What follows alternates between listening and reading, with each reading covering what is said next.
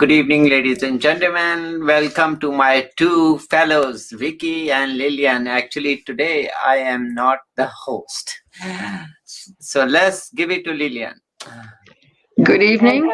Before we give it to Lillian, I would like to show my gratitude to Dr. Mobi and Lillian. Lillian is the 15-year radio veteran. She's one of the giants of the industry in the radio world.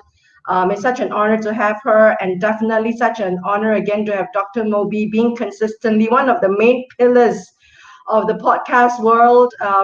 He's always there for us, and he's number one in the podcast world in the States of about 6 million podcasters. So it's such a great honor to have both Dr. Mobi and Lillian. So today I'm going to give the floor to Lillian, because today's the inaugural interview, the inaugural show for our Try collaboration for Heroes of Our Time, where Dr. Mobi is very kind to contribute his song as the theme song for this year-long series. The series Heroes of Our Time is to pay a tribute to all these people in the front line fighting for us in the world. And because we don't hear them, don't see them, they're working so religiously, routinely as a regiment in the front line. We don't see them.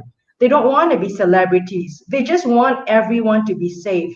And I would like to show my great gratitude to all these healthcare providers at the front line, no matter where you are in the US, in the States, in America, in Singapore, in Africa, in Europe, in Asia, everywhere, in every part of the world, even down under in Australia.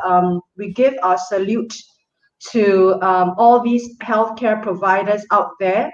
And there is a quote that I would like to start off for this inaugural series with Dr. Mobi, is that Franklin Graham, in his sermon, he did say, when the world runs away and flee away from the virus, the healthcare providers run towards it. So wow. That sums up very nice in totality the immense work the healthcare providers are doing for us. So salute once again, Dr. Mobi, and all these people behind you, with your colleagues, co-colleagues, co-workers from top to bottom in a hospital, at the workplace, at the testing centers. A great salute to them for them running toward the virus and trying to close down the virus. So again, salute. It is a tremendous time in the history of mankind. We must not forget we are safe at home, and we don't want to be out there to exchange our work. So with this litmus test, I tell myself, there's no complaint. We give our thanks to the workers out there for whatever regulations, safety, precaution, wearing the mask, sanitizing, just keeping ourselves safe really is a tribute to the healthcare workers. Thank you so much, Dr. Mobi, for your work and your colleagues out there. I'd like to give the floor to Lillian. Thank you, Lillian. Oh, you're welcome. I think people forget that in addition to the Hippocratic Oath that many physicians, actually all physicians take, their number one criteria is to save lives at all costs. And it's very difficult for them to do that and at the same time have somebody from a mayor or a governor say, we're running out of room, we're running out of equipment, we want you to play God. We want you to decide which patients are worth saving and which patients we're going to let go. And I can't imagine a crueler punishment to make a doctor or a practical nurse or anyone involved in the healthcare industry to start being judge, jury, and executioner, because life is precious to the healthcare community. And I know from firsthand that this is true. When my husband was with pneumonia and a blood infection, his doctor would have kept on keeping him alive indefinitely if I had given him permission to do so, but I did not after the third try because I knew it was a moot point. And somebody has to make the decision to let that person die in dignity. But it's something entirely else when you have to decide which one dies and which one remains alive. And I think that our host system, our health system, is doing an excellent job in using the equipment and the supplies that they have. Because when this pandemic started, there was nothing out there for them. There were no masks, there were no plastic shields. From what my primary told me, there were not enough gowns to go around. They were using ponchos. They were reusing masks, not once or twice, ladies and gentlemen, but 3 or 4 times. And they weren't wearing just one mask. They were wearing 2 or 3 masks at a time because after a while, the ones that they kept on wearing were used up. But they did this, and they did it without complaining, without writing to their senator or congressman. And they just went forward with what they were trained to do. So good evening, Dr. Mobi. And when the pandemic first started, were you prepared in any way to handle the crisis that followed? Well, thank you for both of you appreciating the, frontliners. And, I'm a part of the team, of course, and I was honored. I feel greatly honored, whenever being, of course, I practiced medicine 20 plus years. I've been emergency room physician. I've been hospitalist, ICU. I've run even delivered babies, over the years. Now I do, of course, a lot of media and a lot of education because I feel that, with my experience and with my, work, I like to educate people first and kind of help them to understand what healthcare should be or is. And that is very important. But looking at this pandemic, when we were watching, Wuhan, there was, I think I remember in last year or so, in October or so, and then people here would say, "Oh, that is that part of the world," and they were not thinking, big in terms of nowadays. World is such a compact place, so don't ever think that place is Wuhan or any other part in the world has a pandemic or any disease is not going to affect us. That is not going to happen nowadays. With planes and everything, disease can spread like this. Okay, and that is, we have to face the new reality. Reality is world is more closer than ever. Look at right now. Vicky is from Singapore and you are in Pennsylvania, I'm in Virginia, and we are having this discussion. Imagine, could we do that few years back? Absolutely not. So the world has really changed, and same thing, unfortunately, we thought that part of the world is never going to affect it. Guess what happened? Everybody got sick in Europe, first Italy and Europe, and then they thought that's not going to affect us. They started blaming on China. And then guess that virus which came here was from Europe, because they didn't pay attention to that, saying that, oh, let's shut the flight from China. Well, guess what happened? It doesn't matter why to virus. It does not matter. You are from China. You are from whichever part of the world.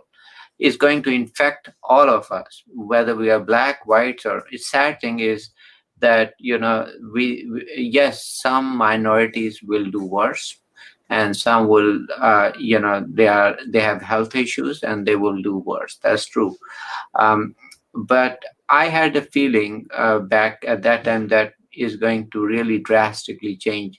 So I asked my hospital everything. I said, well, do you need extra shifts, and we'll cover. And they said, we'll let you know, if you need, just be around, cancel. So I canceled all my plans, everything, because I knew that it's gonna be bad.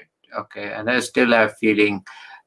So over there, so we started, and I remember all of a sudden everything started shutting down, December, January. And I went to the restaurant. I go there, and there was only one worker. There, literally one worker. There, everybody left. Everybody called off sick, and even they were not sick, but just said, "No, we are not coming." So the shops were empty. The restaurants were empty. There was nobody, pretty much. And I went, I asked this guy. I said, "Well, you've been working. I've seen you for 2-3 weeks now, and you're working, not going home." He says, "Doc, everybody left. What I'm supposed to do? People need to eat, and I thought I'm gonna continue working 3 weeks in a row." I said, "Yeah, you know what? You are a bigger hero than I am. Anything. I mean, I cannot imagine you continuous working from 3+ weeks, not going home, not even thinking that you might get COVID too, and you can die too." So there are so many stories which make us strong, which make us learn from them. So and I said, kudos to you. You know what? I will keep coming just for you. I'm going to keep coming. I'll be maybe one of your 10 customers who will be here, and I will keep buying things from you. So at least your employer doesn't shut you down, because they can close the shop. So, and he said, "Well, thank you." But that's what was needed, and I still think that it is very sad. We lost a lot of lives, and I'm really, really paying tribute to all. And I feel so sad inside out. My parents also got COVID, and everybody, we were on the edge. Luckily everything went fine with that, but we had very painful moments, very, very painful. At that time, I had to, of course, my parents were in Pakistan. I had to take care remotely, make sure they were okay, and then still take care of patients here. And then, that was a very difficult time, as you can imagine. So, and on top of that, you have to make sure you don't catch yourself, something, or get sick. So those are very, very important things to.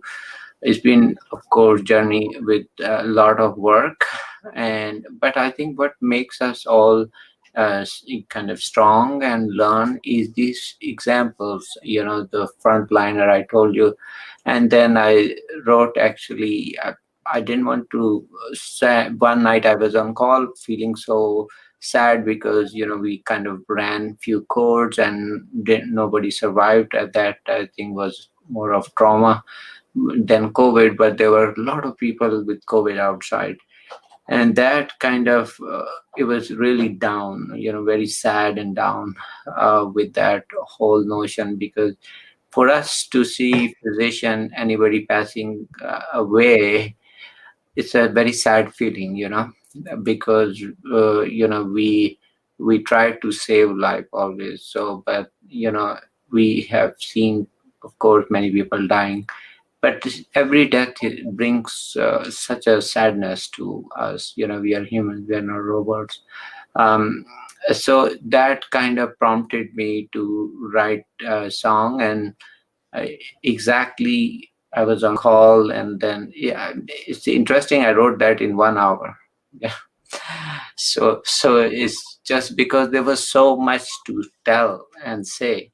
And I said, okay, so of course I gave somebody to edit it, but I shot some of the scenes there from the hospital, if you see the video.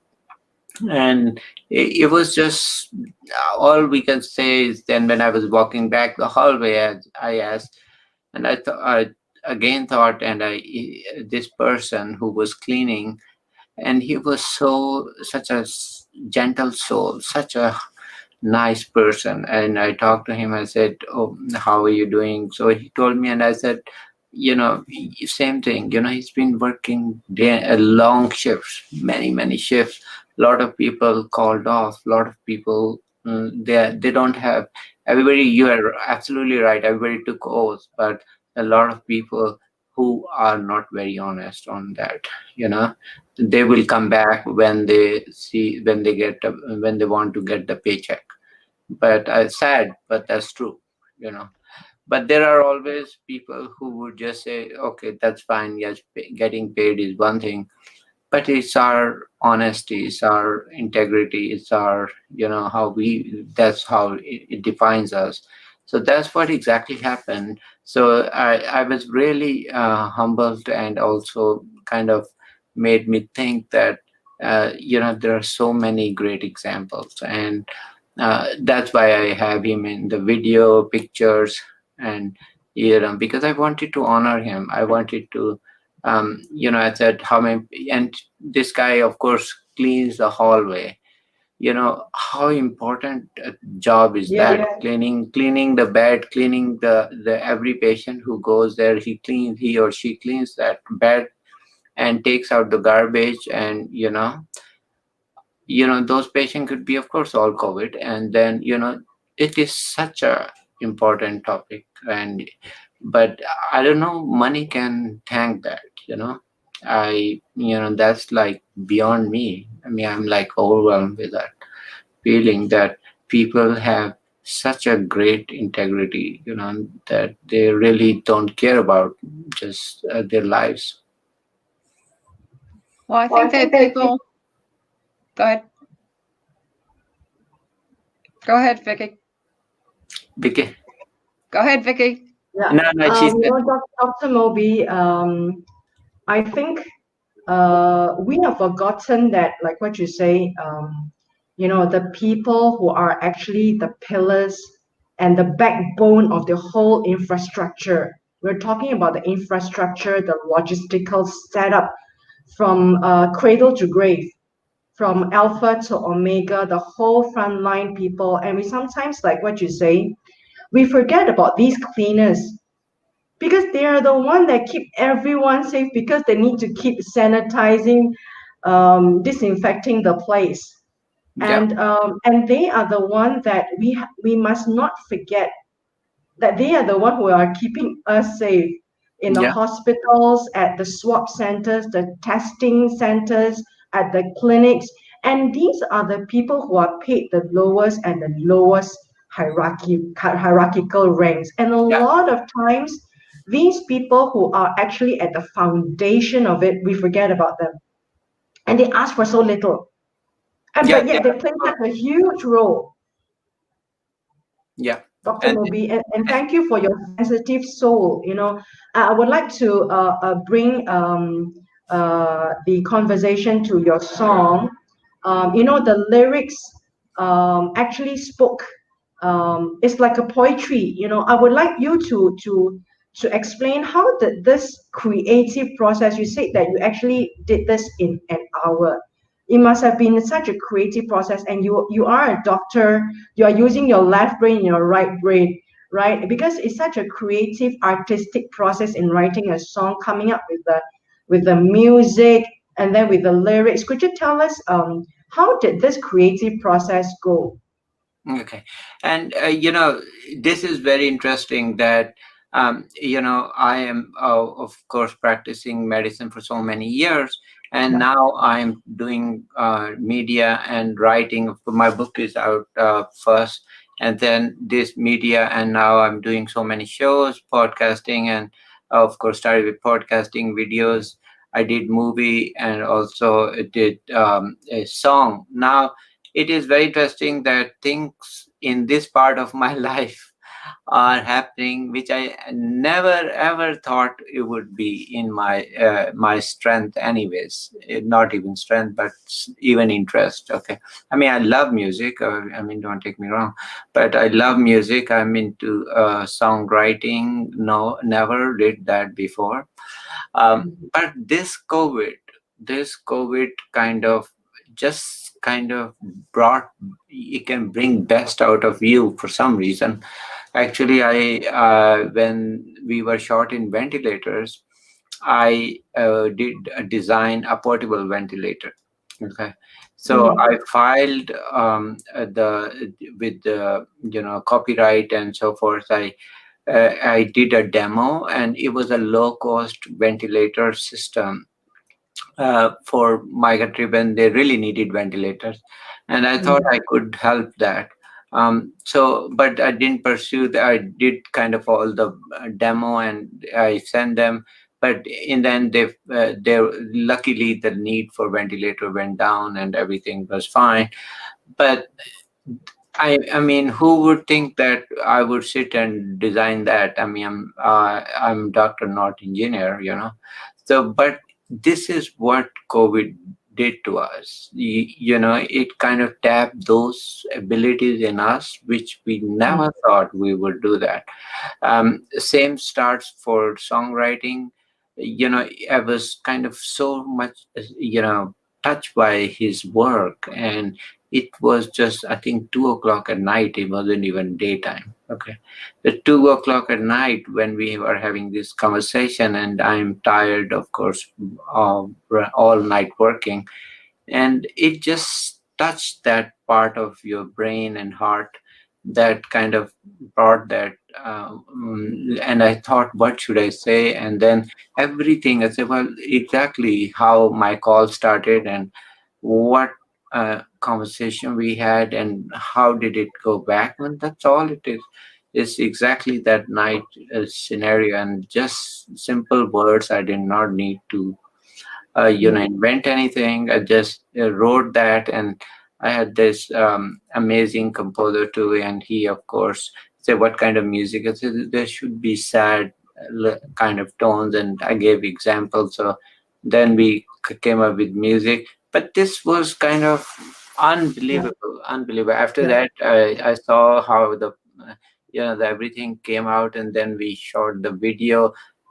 Video, I did 4 takes. I should say that, because I did that, but my wife said, "Oh, the dress up you're using is not very appropriate." So she corrected me with the dress. She said, "No, those dress just wear black. You don't need to wear anything fancy." So I said, "Yeah, that's true." She corrected me that, but I did probably 2 takes on that, and everything. Um, it was just unbelievable. So I mean, I did it for to honor. I mean, I did it to honor those worker.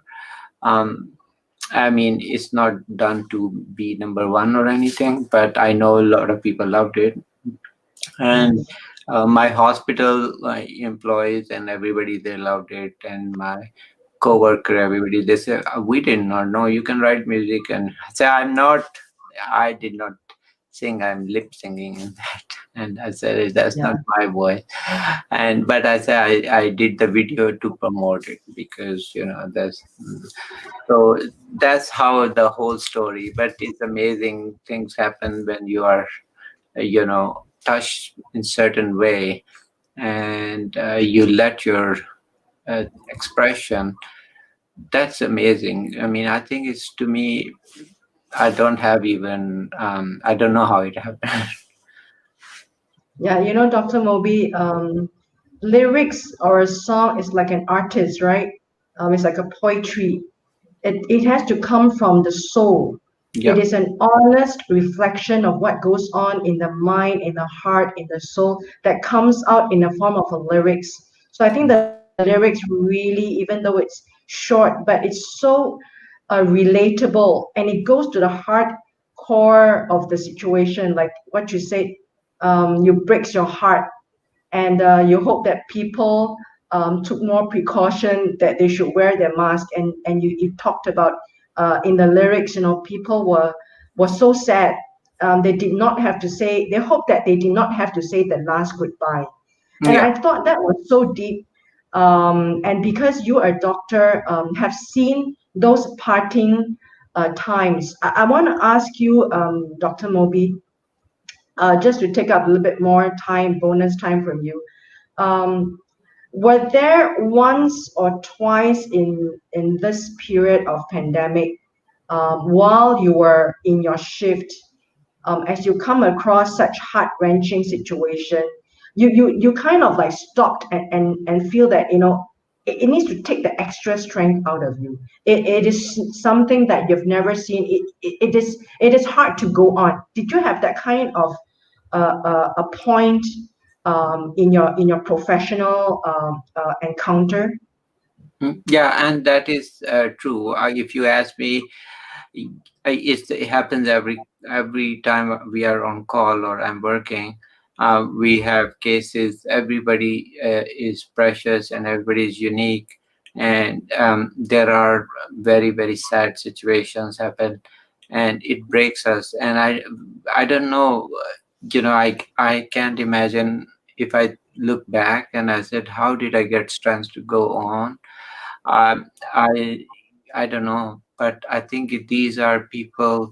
I think when you put your heart and your soul in something, there are higher powers. Whether you believe in God or whatever, there are higher powers that guide you, and if they want good, you keep on doing that good.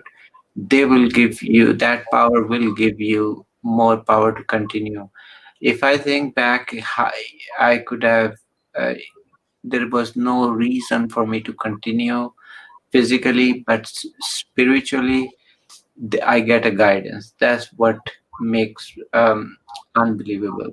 In if I look back, I cannot understand how would I continue. I would have continued, but I know there is higher power. Somebody is looking above me. Somebody wants me to continue serving people and save life. So that gives strength, and makes me make the correct decision or save somebody's lives. Remember, it's very very important that you cannot cloud your decisions. We get emotional as any human being would be, and I would be too.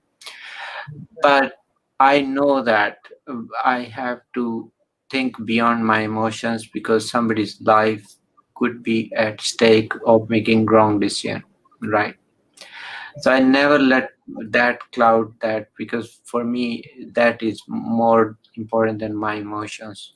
So that is why I keep going. Yeah. And one final question for me before I give to Lillian another chance to interview Dr. Mobi before he goes. Um, Dr. Mobi, if it's not too personal, could you share with us? You did mention about your parents, your family members were tested positive. Even in any circumstances for us, if anything happened to our family, it really creates this anxiety, this whole host of emotions that is really unseen, especially now. uh, it is in the situation of the pandemic, and it is your parents who were tested, and there's still so much unknown about this virus that is evolving and evolving. Could you share with us how did your family come together um, to plow through and push through those very, very difficult times, which I think that it's kind of undescribable in words. Okay. Yeah, I think this is same thing. I can tell that when this was happening with my family, yeah, they were in Pakistan, and over there the problem is medications, hospitalization.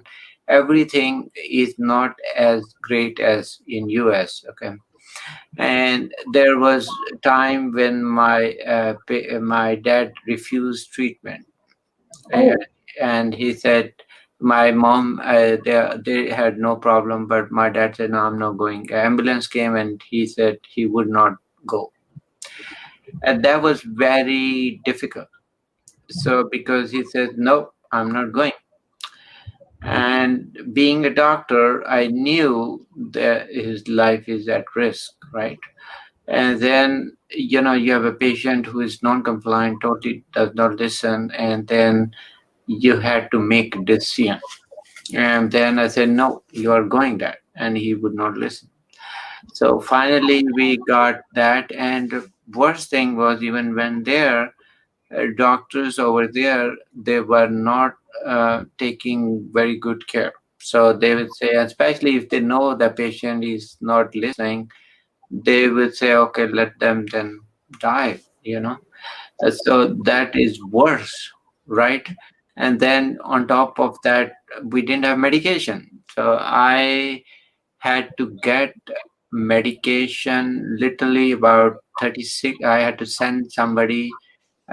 Somehow prayers were answered. I found a friend who drove 36 hours carrying the medication, because the medication had to be given within certain time window. Okay, otherwise it would be wasted, because the more time you waste, the virus gets upper hand, and then your body does not even respond. So that time, imagine 36 hours, this person driving from one end of the country on a car, because the airplanes, everything is shut down. And I had to get the medication in black, paying cash.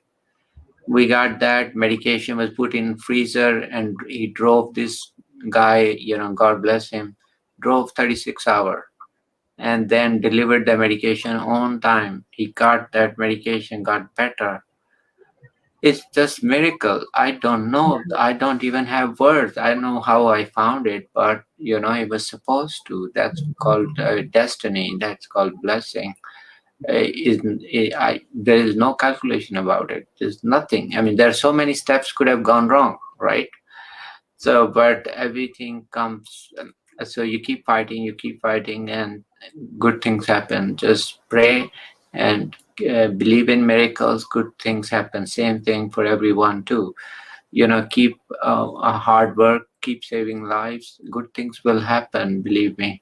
And that's what gives me strength. If I look back, I'll say, oh my God, I don't know how this happened, that happened. There was no way I would have known that medication is available 36 hours. There's no planning. There is nothing to be planned about. But because I had this, like I said, I am a spiritual person. I believe there is higher power. And then if you are really good at heart and you believe, good things will happen. And not only to everyone. And if it doesn't, and it does happen, that we lose sometimes patience. And you know we are at least at peace that we have done best we can for someone, right? Thank you, Dr. Mobi, for that very heart-wrenching and heart-stopping event that you have described. It's such a, I should say, it is really out of the world. And how do the children feel when that happens? Lillian, would you like to give a bonus question to Dr. Mobi? Sure. I know a lot of people, or at least here in the States. I'm not sure what's going. I know it's going over in England because I have friends over in England, and they're in pretty bad shape over there. They have lack of equipment, and getting into the hospital apparently is pretty difficult to do unless you're at death's door. So what I would like to know is, with the vaccination, and there are two types now being offered in the United States, is there really a difference between the two of them, or is it pretty much equally the same? Because I know people say, well, which one did you get?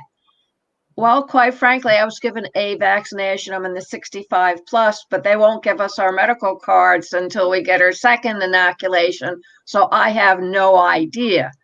But apparently it seems to be a big deal over here, where I presume over in Europe, they'd be delighted if they just had a vaccination to be given to the general populace at all. And that is a lot of people ask me that question, which vaccine is better? I said, well, get whichever you can, first of all, get whichever. And if you can, don't worry about, remember, vaccine is never 100%. So one thing never do is party after vaccine. Okay. So the party, so vaccine is never 100%. You still have to continue doing your distance and also your mask. do not let your guard down, and one more thing which I practice also, because I see patient all the time, is put salt water drops in the nose and maybe gargle that, and that does save, in my opinion. It helps us because the virus is going to enter through nose and mouth first. Sorry, nose, mostly nose and eyes. So those going, if you can do salt water drops, is very simple. Do that. And also, the vaccine, both are, so these are percentages. One is 94%, other 95%. There's not a big difference. And then the other could be 66%. But still, even if you get 66%, it will still save getting the worst disease. Okay. So if it's any vaccine which is approved, get it. Sad thing, there are a lot of controversy and lack of education or encouragement by media. And then there was some speculation. We don't have even time now. If we lose time and we don't get vaccine, this virus is going to mutate further, and whatever thing we have left is going to be gone. So do not second guess, just get it. I see a lot of misinformation out there, and Yes. and I don't understand. That's why I think we should do better job in media, because to counter that, there are so many controversial things out there, which are totally wrong. And being in healthcare provider, I know that when they're sick, and then they have, very few things, then there's not much anyone can do. Don't get sick. Do not. I tell, it doesn't matter, you are in perfect health, do not get sick, and do not test this virus. Okay, this virus can really kill someone. Okay, it doesn't matter how healthy you are. Be careful. It is no game. It is not a joke.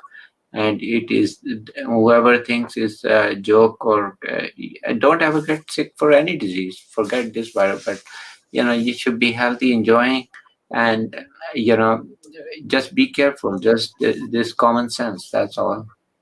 It reminds me very much of when they came out with the vaccination for polio.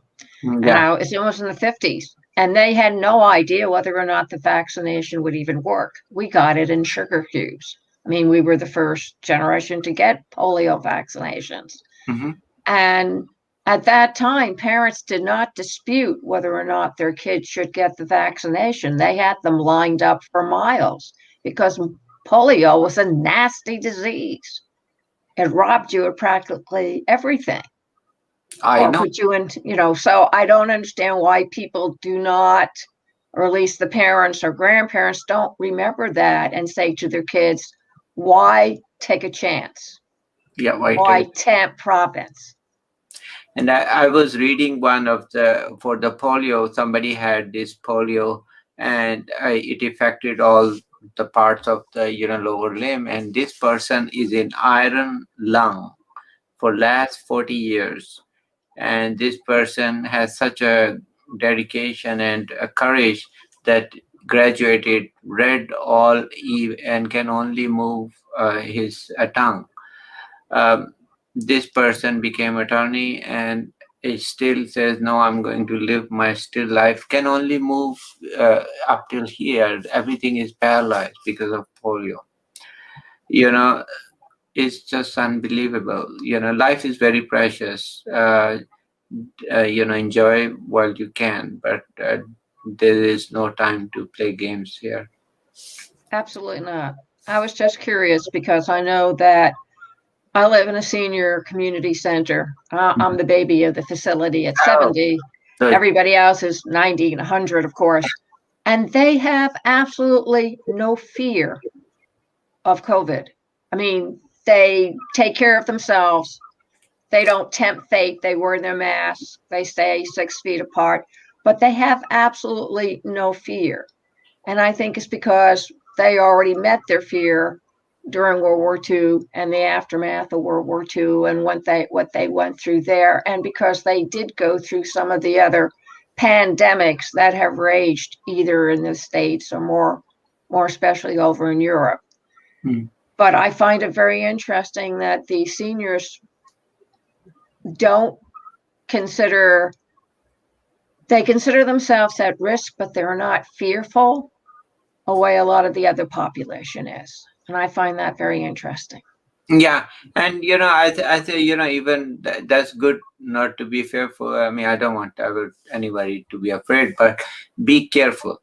Okay, so there's the difference between afraid and being smart. Just be Right. smart about it. Okay, even if you don't get shot, I don't recommend that. But if you do that, still you should wear mask. You do not try to get this near this virus. So can the mask, and if you do social distancing, I should just say physical distance. If social distancing, probably I don't like the word, because you can still communicate, and that's probably there's nothing wrong with that. But this with the mask and with physical distance, the efficacy is 90+%, okay, of not getting COVID. Best vaccine is 95%. So it is very equivalent, actually. So can you beat the disease by just vaccine? No. Do you have to combine with both? Yes. Can you should you refuse vaccine? I don't recommend that, because since you have vaccine available, get it. Why you want to have lesser weapon against this virus? When but still comes down to basic things: vaccine, distancing, keep your hands clean. You'll be fine. Okay, this is not an airborne virus. Thankfully, we can prevent it in that aspect. So I think keep working, and which is, I think everybody will be safe. I agree. And they notice that the flu is down too, because everybody's wearing masks, which should tell you something right there if you're paying attention. Yeah, and isn't that fascinating? Yes. That all the vaccination efforts we have in US ever, they maximally produce 50-60% efficacy or prevention. Okay, single most thing which helped this season is that distance, cleaning, washing, cleaning hands, and mask. Flu is down. It's hardly 10%. So guess what it tells? We should do this practice more, and then we don't have. This is common sense, right? It's just so if we do that, imagine how many less disease we'll have. Yes, but then you have to have everybody fall in with the plan. Yeah, that is, in Israel, because of vaccination, they are seeing the fruits. They are seeing now, it's, I think, the only nation where there's a maximum vaccination success, and they're already seeing the results, really good results. So it kind of, Vicky, did you get your shot yet? All right, just to report to Dr. Mobi and Lillian, Singapore is rolling out. I would say that the speed is not as fast as many countries like in the US. I think in the US it's already in its millions. So Singapore is about still in the 100,000s. It's rolling out. The way it rolls out is by employment nature. First, people who got it, of course, they are the older folks, and then it is the airline industry workers who gets it, and then it's rolling out at people at the ports, the harbor, because Singapore is an international trading it's water. place. So we don't really shut the border down, because people do have to. It's like an essential worker itself, Singapore, because you do have to make transportation throughout the world, food, oil, and it still has to pass through the world. A lot of essential workers are out there that we do not see. So Singapore is actually an important essential part. So the way it rolls out vaccination is about the sector of industry. It's a port So then city. you've got the airport, and then you've got the workers at the port, and then you've got different industries that is rolling out, like the construction workers, etc. So it's doing out a little bit different in terms of strategy, and in terms of people who are wanting to receive or not wanting to receive. I think at the end, there are a lot of doubts amongst the people. I think, like the news has said, is a double-edged sword, because Singapore is quite successful in getting the numbers down. It's actually, for the last couple of weeks, reported cases is zero amongst the community. And because it is so successful in terms of controlling the situation, I think there is a population that think that, hey, we do not really need the vaccines because we are so good at it, in controlling it, in social distancing, wearing the mask, and keeping ourselves vigilant, and contact tracing, quarantine the cases, and keeping the border of these cases kept. So there is a population who thinks that we are really doing a good job, so we don't really have to get ourselves vaccinated. So there is that kind of mentality. Yeah. They have that over here. They're expecting to have everybody vaccinated at least with the first dose by summer. It's summer. But you're always going to have these people that have this trouble with the school kids. Well, everybody else is inoculated, so my kid will be safe. He won't have to be inoculated. And you just don't, that is such medieval thinking to expose their child. They're not exposing themselves to it, but they're exposing their child. If you want to throw away your life, please go right ahead. But you do not have the right to expose your child to a deadly disease. And then expose 10 other people. And then expose it, yes. And the problem is not them. The problem is they're going to have everybody has family, parents, and somebody who is not as strong immune response as other. How my parents got is from grandkid. So grandkid didn't have fever, high fever, gave hug to grandpa. Guess what? Grandpa got. Grandpa got sick, yes. So the grandpa ended up in ICU, but he didn't. So, but that's a problem. So this is exactly the problem. Everybody has in their family somebody whose immune system is not going to be as perfect as somebody else, and that's what we have to look after, not yourself only, but also for others.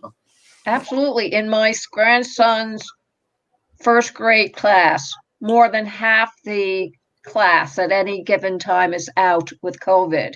Why? Because the parents are not being vigilant about keeping their kids away from other kids by 6 feet. They wear the mask, but they don't keep them apart. And if you don't do everything that is required of you to do, that it cannot just act on the one thing that you do to prevent it. You have to do the whole enchilada, or it's not going to work. Yes. Thank you for coming. It was a pleasure. And so we are almost to the end of our show. Yeah. I would like to thank Dr. Mobi and Lillian. I think we have got in a very a topic that is the topic of the mankind at this point. And what we do right now with the series, Dr. Mobi and Lillian, I think it's so important because we are really documenting people's voices. And I see it as an endeavor as part of us to document dreams and hopes and fears and the situation that is really from the people, not really from the news. It's not from the politicians, what the government wants you to hear, but really from the people, what they are going through in this very, very extraordinary times in humanity. Thank you once again, Dr. Mobi and Lillian. I would like to tell the viewers and the listeners for this year-long series 2021 Heroes of Our Times tribute to the healthcare providers. Tune in anytime, and we'd like to thank again Dr. Mobi and Lillian, who are the contributors to this series. Thank you very much. As a salute to the healthcare providers as they are running towards the virus to shut it down for us. Thank you. Thank you, Lillian. Thank you, Vicky, for honoring. Thank you. Yeah. Thank you very much, Doctor. Take care. See you again, all of you. Thank you. Bye. Bye. Bye.